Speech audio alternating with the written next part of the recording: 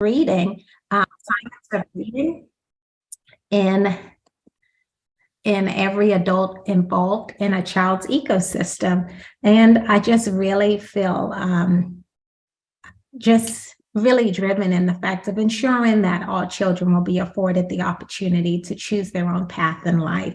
And one thing that I love to do in my free time, so I have a 91-year-old grandmother, and I can't spend enough time with her because every day is just an adventure whenever I have a conversation with her. And now I would love to pass it to my coworker, Ashley, to introduce yourself, Ashley. Yes, thank you, Karenza. Hi, everyone. Good afternoon. My name is Ashley Montgomery. I'm also a lead instructional coach with the Rollins Center for Language and Literacy. And I've been in education for about 14 years now. I'm passionate about educational equity because I believe all children deserve that equal access to resources and quality education to develop the knowledge and skills that they need to become successful and prepared to thrive in our society. And in my free time, I love to travel and spend time with family. Great. Okay, so as we move on, we want to know who you are. So you will see a webinar pop up on your screen. And just tell us a little bit about yourself. We would love to know if you are already a Cox Campus member. Have you taken our relationships of the Heart of Coaching course on Cox Campus? And also what best describes your role. So if you can just take a moment to fill that out.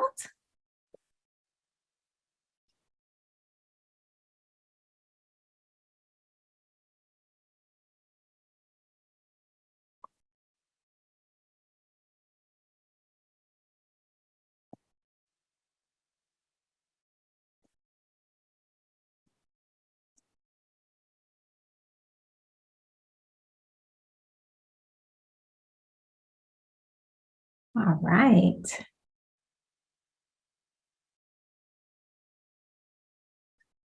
Were you able to see the results, Trina?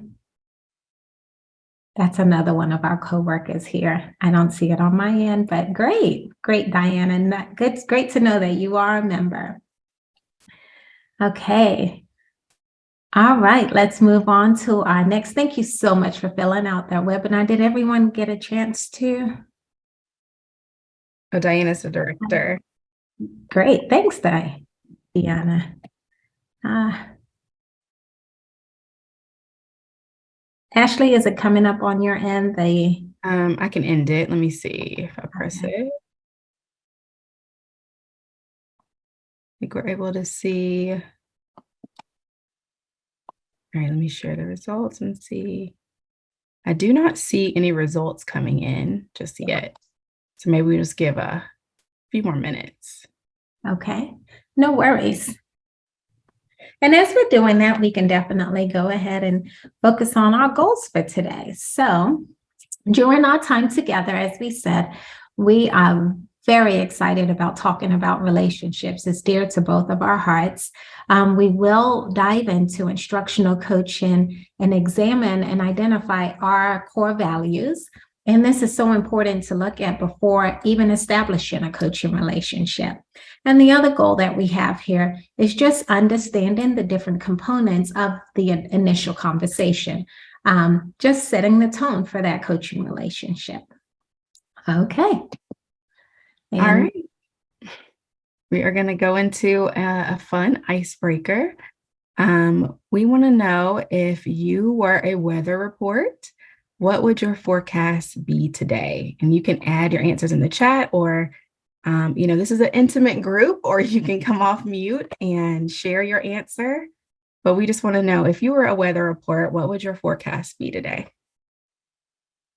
What would your forecast be, Ashley? My forecast would be sunny, just because I'm happy to be here today. And it's a little chilly outside, so maybe the sun can warm things up a little bit. As you say, it's a little chilly outside. Let's not even go there. 2 days ago, I had on shorts, and today I feel like I needed a sweater outside. So at least my weather report is not like the actual weather outside. I agree with you. I am sunny today.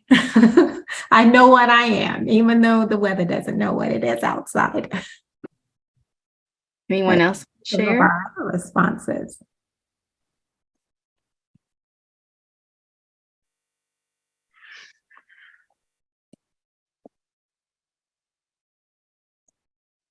Okay. And that's okay too. As we're going along, you may want to share in the chat and feel free to do so. Periodically throughout the presentation, we'll always be monitoring the chat to be able to answer any questions if you have any. And I see Diana says that she's Sunny as well. Thank you so much for sharing. All right, so we're going to dive into the next slide. So we're excited to dive into our content today around ways that we can foster positive coaching relationships. But before we begin, we would like to take a moment to self-reflect. As adult learners, we come with prior experiences, knowledge, values, biases, and beliefs in our backpack. And so it's important because our beliefs drive our interactions with others. And some of our beliefs serves as powerful truths that help us make meaningful connections. So before we can build a strong coaching relationship with others, we must first understand how our own beliefs, experiences, and values have an impact on those that we coach. So knowing yourself is the first step to really cultivating those authentic coaching relationships. And so we just want to take a moment to reflect on our opening question. So our opening question is, reflecting on who you are or your life, what are some of your beliefs about relationships and the way you interact with other people? And what experiences have led you to those beliefs? And why are they so important to you? So I want you to take a moment to think about that question. We're going to put our timer on for 2 minutes. And as I said, this is just a self-reflection. You can jot down notes if you want to, or just think. And then if you feel like sharing, you can do so in the chat when we come back. Okay, so just take a couple seconds to kind of wrap up any thoughts. And at this moment, we just invite anyone to share their thoughts in the chat if you would like. Or we can just take a moment to finalize our thoughts. Okay, I see. I like that. Diana, respect each other like staff, children, and parents. Believe on treating people right. I love those. I love that reflection. Just Yes. respect. Very important when working with teachers and others. The respect goes both ways all around. Absolutely. It reminds me of a phrase my grandmother always says, treat others the way you want to be treated. It's always a good one. The golden rule, they say. Thank you so much for sharing. And we are going to move into our next slide and talk about articulating beliefs. So articulating beliefs is the process of constructing or reconstructing your belief system in a way that will best serve your coaching. Articulating beliefs can be powerful because you can shift your beliefs in a new direction, and it helps to identify and reshape areas of improvement while also strengthening other areas. So articulating beliefs is a 3-step process. So step 1 is identifying your core values. It's important to have a deep understanding of your core values. Core values are written as your moral compass that guides your interactions with others and reflects your ethics and what you feel is most important to you. Step 2 is all about using those values to create belief statements. So once you've determined your core values, you're going to take time to reflect on your own core values and how they will come to life through your belief statements. And belief statements are agreements that guide how we interact with others. Step 3 is putting those beliefs into actions. So after you've established your belief statement, it's time to think about how your actions will align with your beliefs. So think about how your beliefs will show up in your day-to-day interactions. So for example, all of these steps come together. If I identified one of my core values as equity, I would bring my core values to life through my belief statement, which would sound something like this. I will always be responsive and honor the learner's cultural norms and differences. I would align actions to my beliefs Therefore, my actions should spark curiosity and openness to learn more about cultural differences by asking questions other than the person that I'm coaching. So I would seek information, background information on their culture. And once I've gathered that information, it's important that I'm intentional about being responsive to what I've learned. Okay. So next, we are going to talk about our core values and what influences core values. So we talked about how identifying core values is the first step in articulating our beliefs. Now let's explore what shapes and influences those core values. Core values are fundamental beliefs of a person and principle perspectives that guide that person's behavior with others. Our core values come from our families, religion, schools, culture, and life experiences.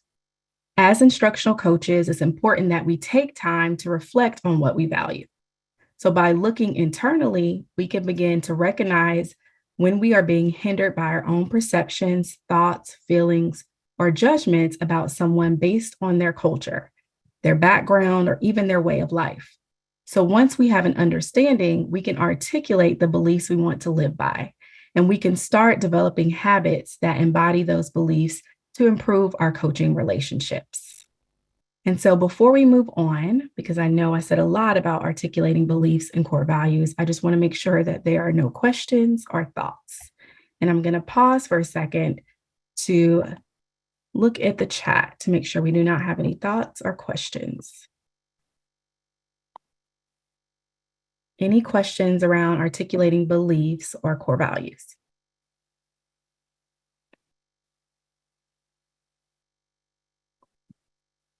Okay. So we're going to get into our next slide, which is our activity. We're actually going to have an opportunity to identify some of our core values. So we're going to take a moment and we're going to look at our core values list that's on the screen. And we'll also be dropping a link to our core values document. Whoa! Okay. All right. So we're going to give you 3 minutes. And what I want you to do is to choose your top 10 core values. So you're going to choose your top 10 core values based on the list. You can either access it again through the chat, the link in the chat, or you can just look at the screen. So we're going to give you 3 minutes to do that. Okay, that's our time. So we'll give you a few seconds to kind of finish up as I give the next directions. So now we identified 10 core values on our list, but we have to narrow it down a little bit more. So Diana, thank you so much for putting your core values in the chat. So the 10 that you've chosen, now I want you to narrow them down to 5. So choose your 5 top core values and you'll have a minute. We'll put the minute timer on and we can begin now. All right, time is up. Thank you, Diana, for sharing. I'll just read some of yours out. Leadership, family, loyalty, focus, and caring. I love those. And it goes to show that some things, obviously everyone's core values will be different. I love, Diana, sorry, we have a Deanna that works with us, so I'm trying not to say Deanna, but Diana, she chose leadership and she just let us know earlier that she was a director. So that will be important to her. Thank you so much for sharing, Diana. So now the hard part, this was always hard for me, just to narrow them down just a little bit more. And so out of those 5, we want you to choose your top 3. So your top 3 core values. Once again, you'll have 1 minute and then we'll come back. Okay, time's up. Software shouldn't feel like a bad. And we're going to move to our next slide, which is our core values. We're going to do a word cloud. So based on the top 3 that you have, we're going to drop a link in the chat. And if Trina, if you can show the QR code, we also have a QR code. So if you do have your phone available, you can open up your camera app and just scan the barcode. and you'll be able to access the word cloud as well. So I'll give a few minutes and then we're going to stop sharing, and then I'm going to share my screen and we're going to see all of our core values kind of come together. And once again, we also dropped a link in the chat that you can access. You should see 3 options for you to put in 3 of your top core values, and I'll do the same thing as well. All right, so now I'm going to share my screen so we can see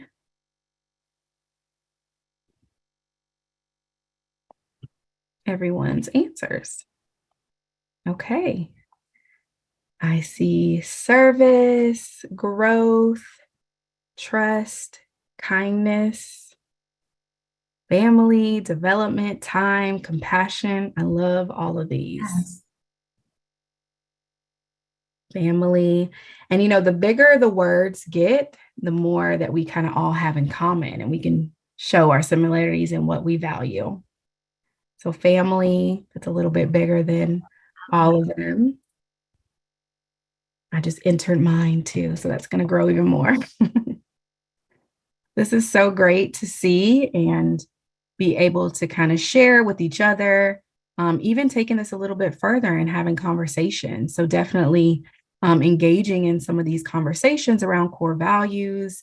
If you have coaching teams at your school, and just be able to have those conversations to see what we all have in common. These are great. Thank you so much for sharing. All right, I'm going to stop my screen. All right, I'm going to stop my screen. We can go back to the PowerPoint, but we just wanted to show you, this is the first step of articulating your beliefs, of identifying your core values. And so we just want to challenge you to take time to reflect on your core values and think about how they're going to come to life through your belief statements, and how they will come to life in action as you coach others. And that we hope you have the opportunity to explore your core values with someone that you coach as well. So now I'm going to turn it over to Corinza. She's going to talk to us around the steps that we can take to become culturally competent. Thank you, Ashley.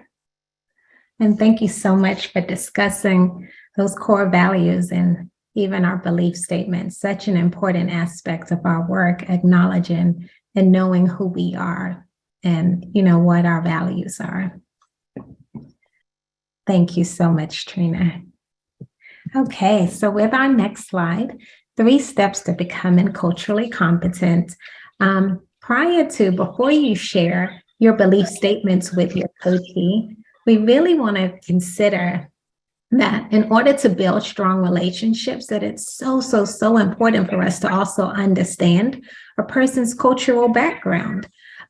So I guess you're asking, how can we be responsive and committed to honoring our coachees, their culture, and all of our interactions in our coaching relationships?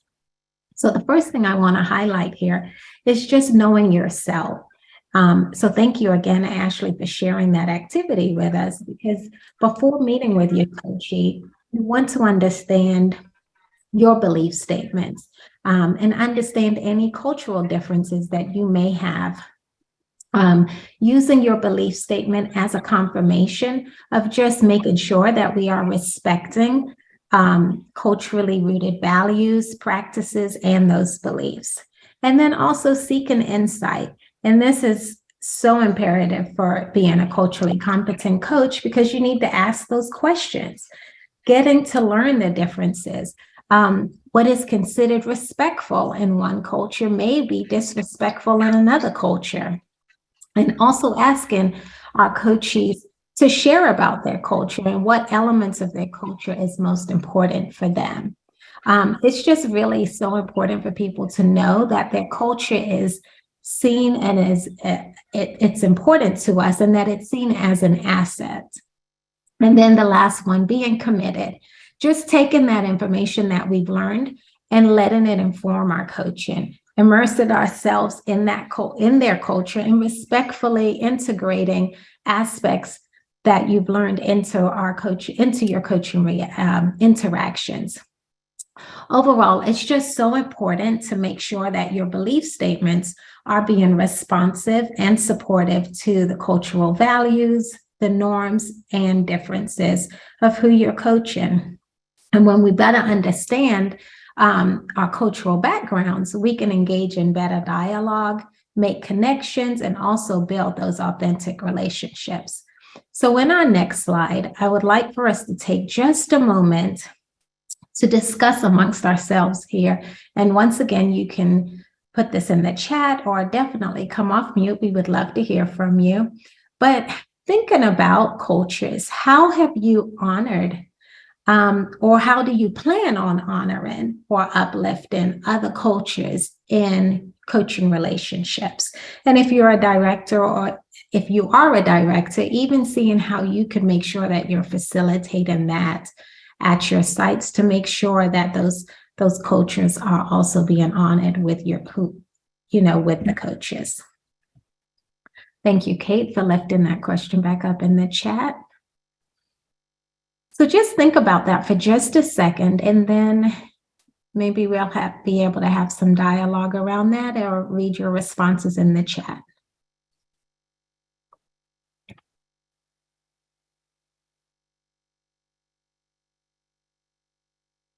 I do want to lift up for myself. I coached at a site that had a very high population of their teachers were from other countries. And I do recall having this conversation with a coach that I was coaching at the time. And she was very intentional about honoring the beliefs of some of her teachers. For example, they celebrated Ramadan. And just to see how she uplifted the beliefs that they had as far as how many times they needed to pray throughout the day and what days they needed to observe. And she was very receptive to that. And it definitely made the difference in that relationship that she had with those teachers. Love it. Okay, I do see Mia discussing particular cultures. I'm sorry, it just went out for me. Can you read that for me? Okay, discussing particular cultures with a book or incorporating a cooking activity. Absolutely.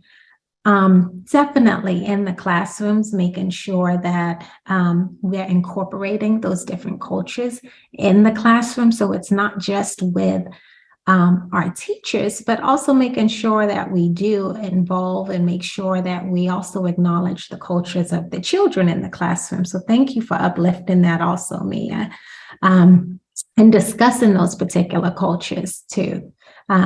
I do know that I've definitely seen recently, the month of May, you're seeing Cinco de Mayo and you're seeing other celebratory activities, and that's just a small part, but just making sure that it is being seen throughout the site also. Are there any others thoughts around this?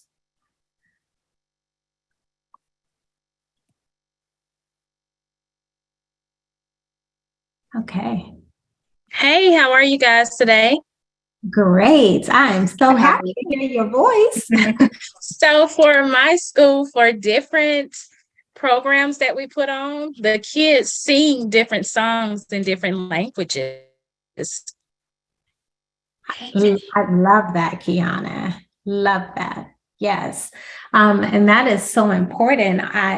To sing those songs in those different languages. Even at that site that I worked at also, there were some teachers who spoke different languages, and they also introduced their songs in their languages also. So it was still honoring the languages of what the children spoke, and then also the language of the teachers also. So I really like that you lifted that up also. Thank you so much for being our family and coming off of mute and talking with us. Thank you, Kiana.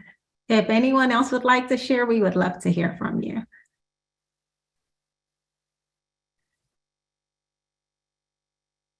Okay. Well, as we're still going through, if you do have a highlight or you do want to just respond to that, feel free in the chat. but for the sake of time, let's move on to our next piece. So we did say our first goal was going to discuss our core values, belief statements, and even we dove into being culturally competent. On next slide, we are going to go into our initial conversations. So of course, after we've unpacked our beliefs, it's time to actually have that conversation with your coachee. And this conversation is really going to set the tone for your coaching relationship. And on our next slide, it just kind of walks us through what is going to happen in the initial conversation. So, of course, in the beginning, it will look like it's a chance to get to know each other. You're setting expectations, establishing how often you will meet and whether these meetings will maybe be virtually or in person. And you're going to also, in this time, introduce the tools and resources that you plan on incorporating into your instructional coaching. I do just want to lift up that this should really be authentic and exploratory, meaning asking a lot of questions and not just the time to disseminate and just give out a lot of information. So let's move on to our next slide. And with this, we really have in Cox Campus, we have broken down the entire initial conversation in 4 parts. It's kind of like a play. So there's Act 1, 2, 3, and 4. And we are going to dive into this briefly. I know some of you may have watched the course. However, there may be some of you who have not. So we're going to play little snippets of each one of these and kind of just discuss what's going on in these acts. So let's go ahead and play Act 1. This is an introduction between Shanika and Carenza.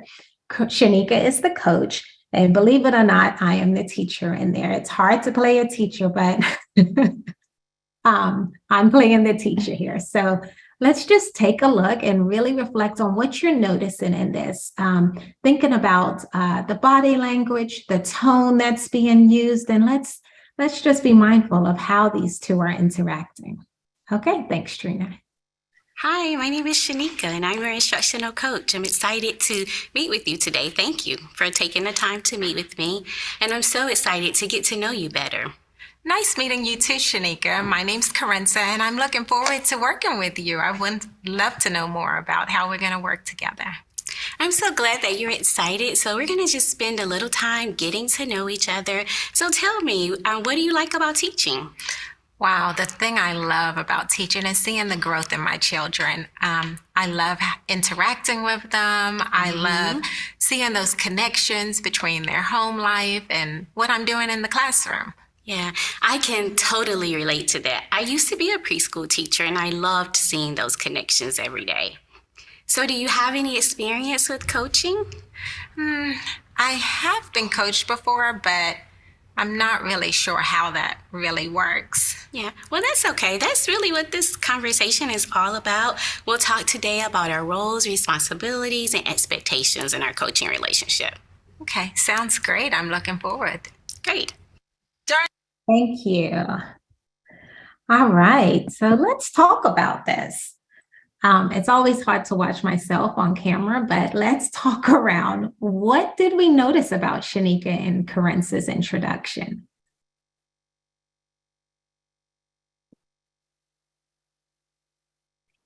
I definitely did notice the warm tone that Shanika used as she spoke to me, but definitely just would love to hear your thoughts. You can definitely unmute yourself again or just comment in the chat. Let me give you a moment to do that.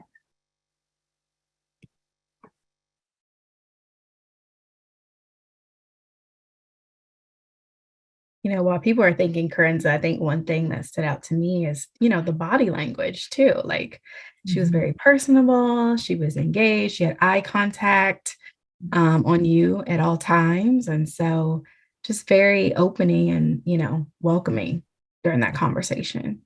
Yeah, I must agree. I love too that she just seemed genuinely interested in getting to know me. Like she asked me a question. So it wasn't like she just came in with an agenda and was telling me this is what's going to happen. Right. But in that moment, I felt as though, oh, she sees me as a person here too. And she wants to know why I, wanted to teach. And then we found that commonality in there also. So I did like. All right. Well, let's move on to our second act, the next slide. And I really want to talk about this slide because it is truly about building relationships. And as I just mentioned, the fact that she says, what do I enjoy about teaching? The initial conversation, it is that great time to really ask those questions, explore the other person personally and even professionally. As you saw, Shanika did ask me that question in there. And I can personally say that asking questions in my initial conversation has really proven to be a benefit in my relationships in coaching. I can recall asking or just remembering someone telling me that they went to Georgia State and that they was what they were studying and would tell me about their courses. And every time I walked into this teacher's classroom, I would always say, how is coursework going? How are your classes going? And lo and behold, she was like, you always care about, what I'm actually doing in my coursework and the fact that you always remember that I'm at Georgia State. So just realizing that, reiterating on the why when the coach tells you about what they enjoy in teaching and asking those questions to find out more and explore more, and also just have that person know that you are interested in their personal growth also. It just really proves to be a great thing in your relationships as you're building those. Okay, let's move on to Act 3. Now, in Act 3, you will notice that it is setting the tone. Act 3 definitely is going over a lot of the roles and responsibilities, the expectations that will be happening throughout the coaching relationship. So as we watch this video, I really want you to kind of pay close attention to how Shanika is going over the document. So remember earlier, I did say we don't want to just act as though we're disseminating documents. She's briefly going over these key coaching elements, and we're going to drop 2 of these coaching documents inside of the chat. One of them is going to be the coaching agreement. The other one is going to be the child expected outcomes. Both of these are going to be used throughout the coaching relationship and as we dive deeper into setting goals. However, if you notice in this conversation, Shanika simply just kind of highlights it and lets me know how we will be using it, but not really overwhelming me to the point of like, oh my gosh, there's so much I'm going to have to do. So let's just take a minute. This is a 5-minute video. However, we're just going to watch the first maybe a minute and a half of this. And so you won't see all of the documents, but I do encourage you to go back to Cox Campus and really see how she highlights all of these documents. But let's go ahead and play it, Trina. Thank you. Coaching agreement, and it outlines expectations for myself, but also expectations for you in our coaching relationship. So you'll notice things like, I will always maintain your confidentiality. I'm here to support you and partner with you, not to evaluate you. Other things you'll notice, we'll use a variety of tools to assess your strengths, like video coaching, modeling, and observations. And then you'll also notice we'll engage as equal partners in our coaching relationship. We'll be responsive, approachable, and trustworthy. And here you'll notice some responsibilities for yourself, which include being organized and prepared for all the coaching sessions.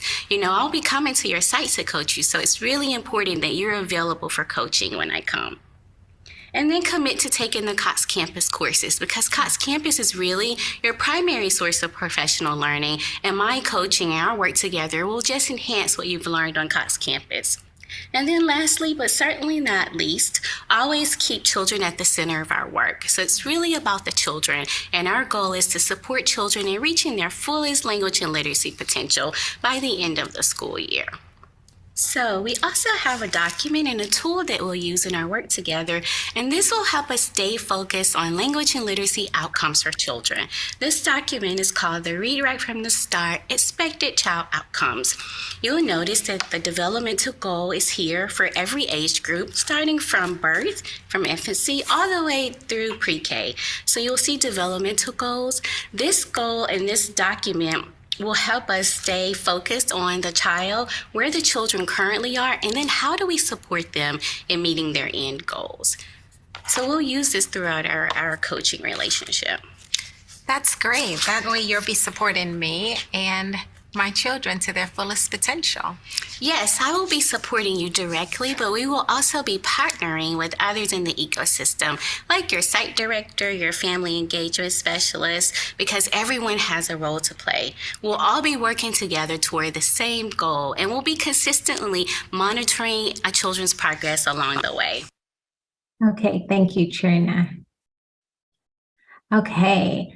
And definitely, like I said, please go back onto Cox Campus and see Shanika does finish this conversation off with just reiterating how she will be supporting me, how she will come in and visit the classroom and just kind of observe at first. And then she also figures out a time that would be great for us to visit, for her to come in and speak with me after. And so definitely please go back in and see the full conversation. However, do you have any thoughts or any comments around setting the tone with Act 3? Anything that stood out to you?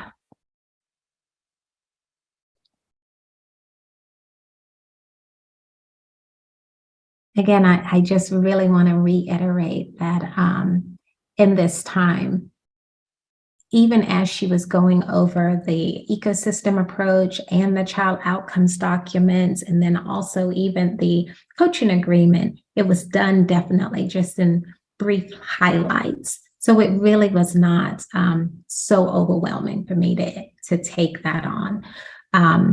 Thank you so much, Darnay. I see that you mentioned here in the chat. It just goes off for me and comes back on, but let me go back. Shanika created a warm and safe space with you.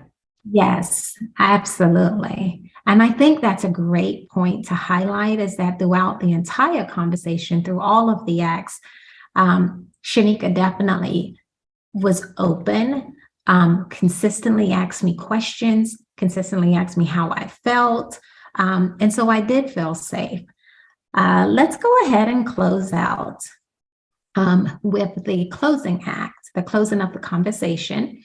And in this phase, it is simply just highlighting all of the things that Shanika, this is kind of like the summarizing of the entire conversation. She sets a reminder for me. And again, let's see that warm tone throughout the entire conversation. So let's go ahead and play that. Thank you so much, Karenza, for meeting with me. It's really good to know you, and we have a lot in common. We've made a lot of connections together. We both understand how our coaching relationship will work, and we review the coaching agreement. I'm really looking forward to us working together. Yes, I definitely look forward to working with you also in our partnership and understand how we'll be working together. I look forward to it too, Karenza. And here's my contact information. Please feel free to reach out to me if you have any questions. And just to recap, you're going to take those 2 courses, Build My Brain and Power of Language for preschool pre-K by next Wednesday. And then Wednesday at 10 o'clock, I'm coming to your classroom to get to know your children better. And just remember, I'm not there to observe you. Then after I visit your classroom, I'll schedule a time where we can have a goal-setting conversation. And at that conversation, we'll look at your overall ecosystem goals. We'll look at the data that I've observed. Okay, great. So definitely just thinking through this, it was definitely a brief summary. She was very, very intentional about setting a time of when she's going to meet me, and also letting me know what my responsibilities are in between that time, which would be to watch Cox Campus. Just to highlight that we always really want to make sure that we reference Cox Campus in the initial conversation, because that is our primary resource. And we definitely want to have our teachers go to Cox Campus as their primary source. So I am going at this point to pass it over to you, Ashley. Thank you, Karenza. So we just want to take some time to reflect, and we want to kind of ask you your thoughts about what you saw. So we want to know, how do you feel about the initial conversation and what we've shown today? And if you had the opportunity to engage in an initial conversation with a teacher or coach, we just would love to hear your experience around it. So we'll just take a few minutes to reflect. You can put your answer in the chat, or you can come join us off mute and share your thoughts with the group. So how do you feel about the initial conversation? And if you had the opportunity to engage in an initial conversation with either a teacher, if you're a coach, or if you're a teacher and have a coach, how did that feel for you? What was your experience? Can I pose another question to Ashley? Because I'm not sure. Maybe we have some teachers on the call that have not experienced an initial conversation. And maybe if you would like to just speak to how you would feel having had an initial conversation, or what you would see the benefits of an initial conversation would be also. So kind of hitting all aspects. Oh, Darnay says, I love the initial conversation, really helps set the tone. And I love the recap towards the end of the conversation, really helps. I was jumping to make sure everyone is on the same page. She loves it. Love it. And then Mia says the conversation was soft and the information that was shared was very informative. Diane, the initial conversation will be a great way to achieve the goals. Yes. It's really the first step in, really building that coaching relationship, getting to know each other, and just really, like everyone said, setting that tone for what the coaching relationship will be going forward. Mm-hmm. So it's really an important conversation and definitely should not be skipped. Thank you so much for sharing. You want to do a couple seconds? Maybe someone else has a reflection, and then we can move to our closing slides. Sure. So we'll move on. So again, if you are new to Cox Campus or you haven't signed up for a free membership, make sure that you create a membership today. It's free. It's always accessible. And I did post the link in the chat, but we'll do it again to coxcampus.org. And like I said, it's free. You can take courses. There's tons of resources. So a great resource to have available to you. And we want to know, we're going to launch a poll here. We want to know, how did we do? So if you could take a few minutes to answer 4 questions. So did this session deepen your knowledge? Did this session provide you with actionable ways to transform your practice immediately? As a result of this session, are you planning to make change to your practice align with the science? And will you share this year-long journey opportunity with colleagues in your network? So take a few minutes to answer the questions. You should see a box that pops up on your screen. Okay. And we do want to let you know of our next session. Just want to remind you, November 16th, there is a session around children as conversational partners from 3 to 4, but our coaching Relationships Are the Heart of Coaching Part 2 will be January 16th from 3 to 4. So we hope to see you all there so we can share more of our experiences and have time to engage in conversations with you. And again, we do have another year-long journey, November 16th from 3 to 4. That's Children as Conversational Partners. So any teachers, everyone's welcome to come. And then our next, we just want to keep the conversation going. So we have several social media. You can find us on Facebook. You can join our private Facebook and join our Cox Campus community. You can also find us on Twitter and LinkedIn. So there are many ways to reach out to us. We are always here to answer questions and engage and share resources and information. We want to thank you all so much for joining us today. We really appreciate it. We had some great conversations, and we hope to see you in January.